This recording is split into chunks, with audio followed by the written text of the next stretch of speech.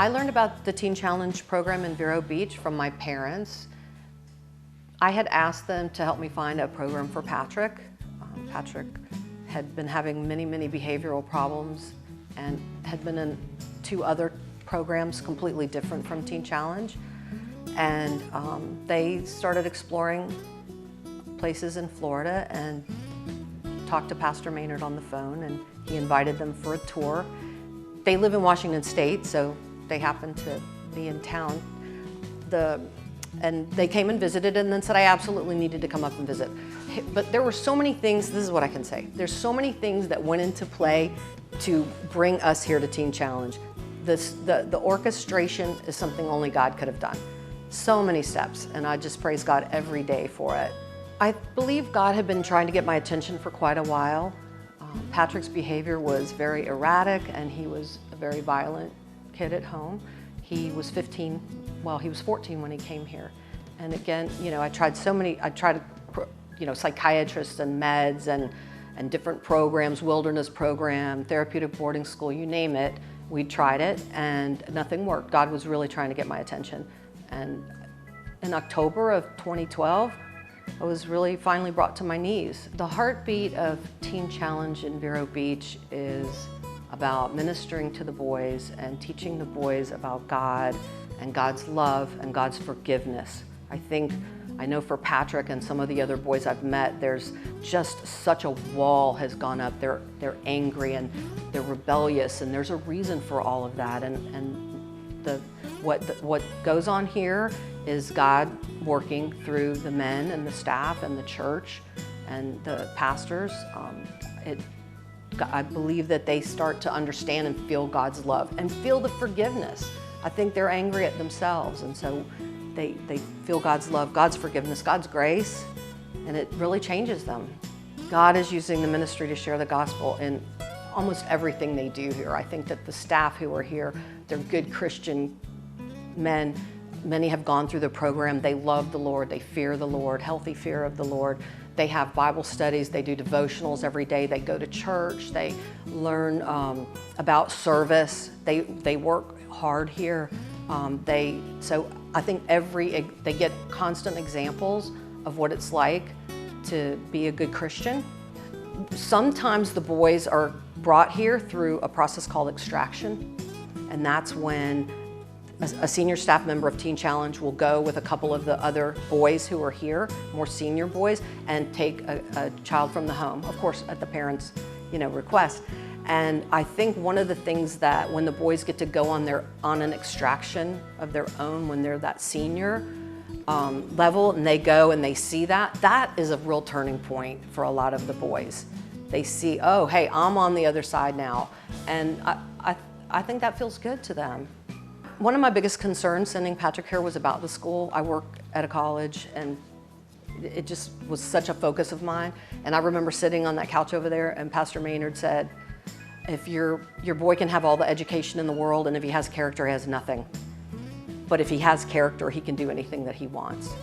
And so the school's great, though. I mean, it is. I was worried for no reason. The school's great. The boys go to school. It's an online program. And Patrick, in his 15 months here, has managed to work through all of 10th grade, all of 11th, most of 12th. He's going to end up doing a GED instead of graduating from high school, but that was our choice. And a lot of boys do that. Churches can get involved. I think prayer support is so important. I have had my church lifting up the staff and the boys at Teen Challenge, specifically here in Vero Beach, from almost the very beginning. And it's so important.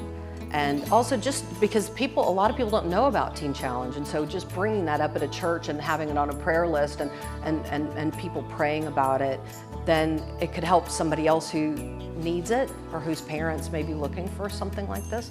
I think there's all kinds of volunteer opportunities. I can't imagine that if a church said, hey, we want to come do something out here in Vero Beach, I'm sure Pastor Maynard would have something for them to do. There's no doubt in my mind.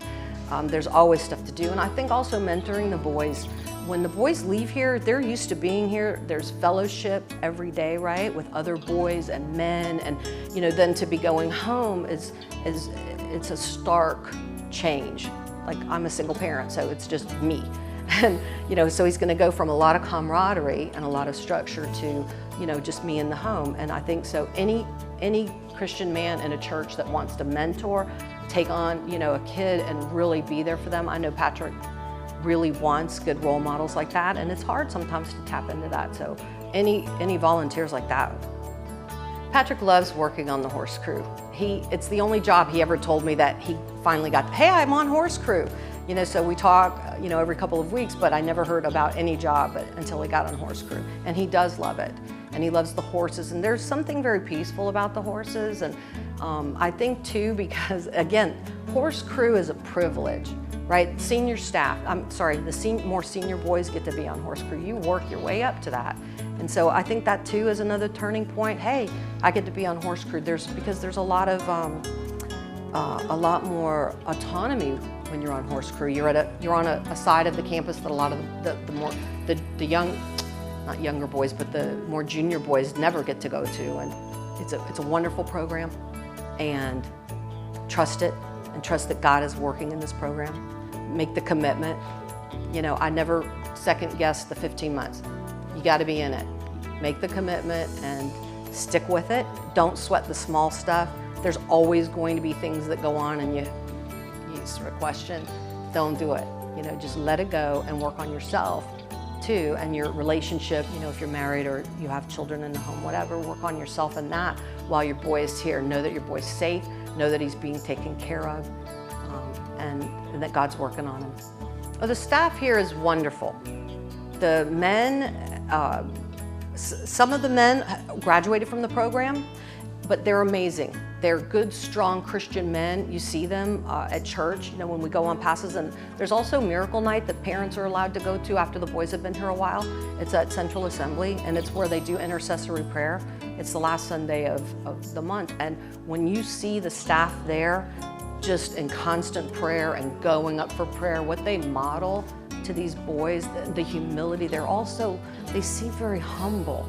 They're strong, believe me, they have to be, right? To bring about the discipline that they need.